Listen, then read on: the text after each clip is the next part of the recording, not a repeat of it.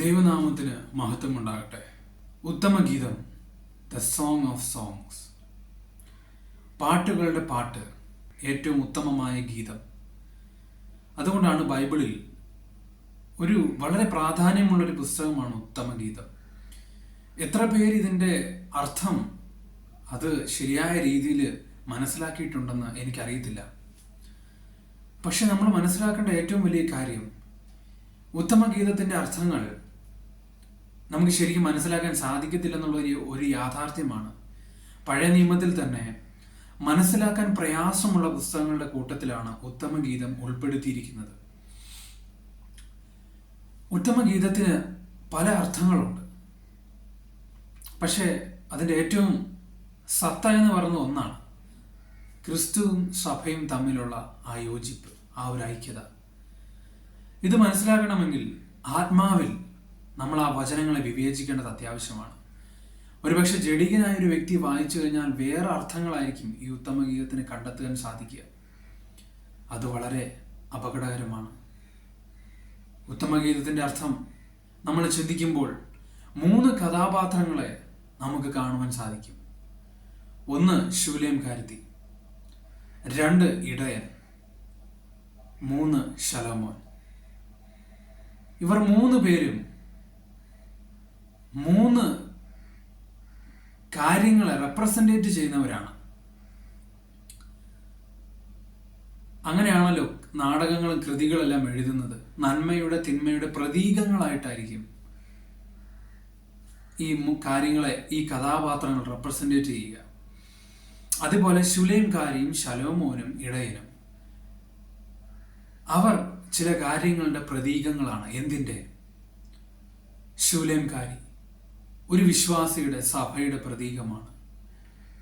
ഒരു വിശ്വാസി തന്നെയാണ് സഭ. ദൈവത്തിൻ്റെ ആത്മാവ് വസിക്കുന്ന മന്ദിരമാണ് നമ്മളുടെ ശരീരം. അതുകൊണ്ട് അത് തന്നെയാണ് സഭ. അതുകൊണ്ട് ശൂലേംകാരത്തി റെപ്രസെൻറ്റേറ്റ് ചെയ്യുന്നത് സഭയെയാണ്, വിശ്വാസിയാണ്. 2 ഇടയൻ. ഇടയൻ റെപ്രസെൻറ്റേറ്റ് ചെയ്യുന്ന കർത്താവായ യേശുവിനെയാണ്. ശ്രേഷ്ഠനായ വലിയ ഇടയൻ, ഇടയ ശ്രേഷ്ഠൻ.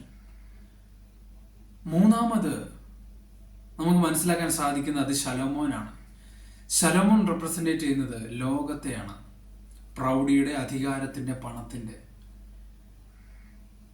പ്രതീകമാണ് ശലോമോൻ.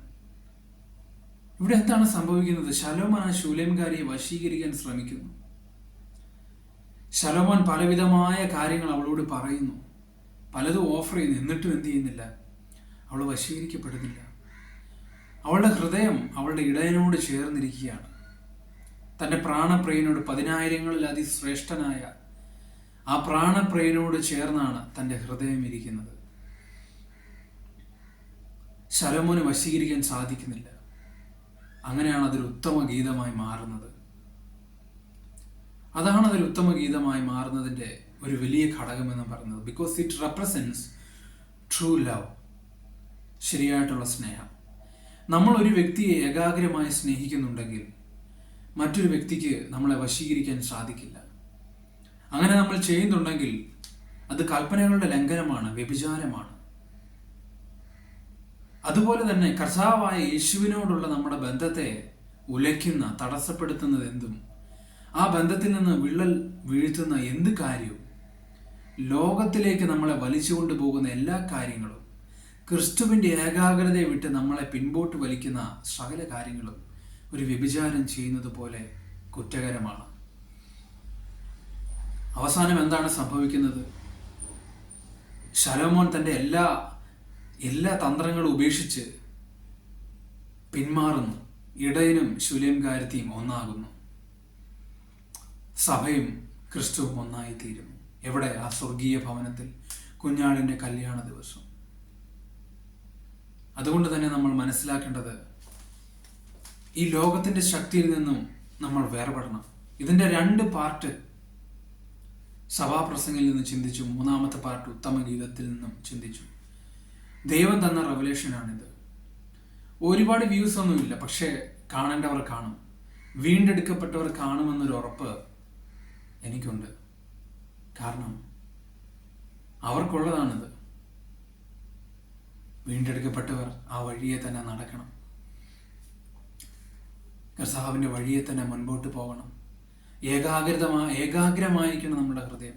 ഈ ലോകം നമ്മളെ വശീകരിച്ചുകൊണ്ട് ഒരു കാന്തം മറ്റൊരു കാന്തത്തെ ആകർഷിക്കുന്നത് പോലെ ഈ ലോകം നമ്മളെ മാടി വിളിക്കുകയാണ്. നിങ്ങൾ കാണുന്ന പരസ്യങ്ങൾ, TV-യിൽ കാണുന്നത്, മൊബൈലിൽ കാണുന്നത്, സോഷ്യൽ മീഡിയ എല്ലാം നിങ്ങളെ വിളിക്കുകയാണ്. കം ജോയിൻ us, കം എന്ന് നിങ്ങളെ വിളിക്കുകയാണ്.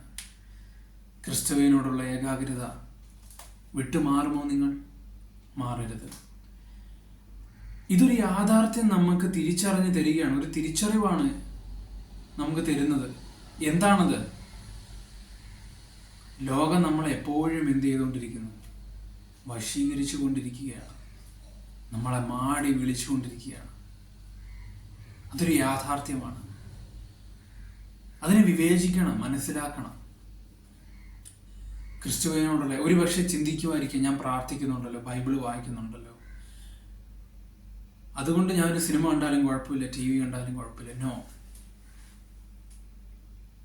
വീണ്ടെടുക്കപ്പെട്ടവർക്ക്, ദ ചോസൺ വൺസ്, അവർക്ക് പ്രത്യേകതയുണ്ട്.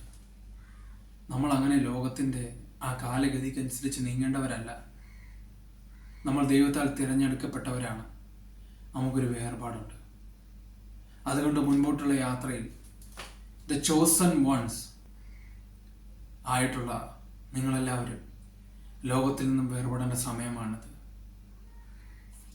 ക്രിസ്തുവിനോട് ഏകാഗ്രമായിരിക്കണം. അതിനായിട്ട് ദൈവം നിങ്ങളെ ഓരോരുത്തരെയും സഹായിക്കട്ടെ എന്ന് ആത്മാർത്ഥമായി പ്രാർത്ഥിക്കുകയാണ്.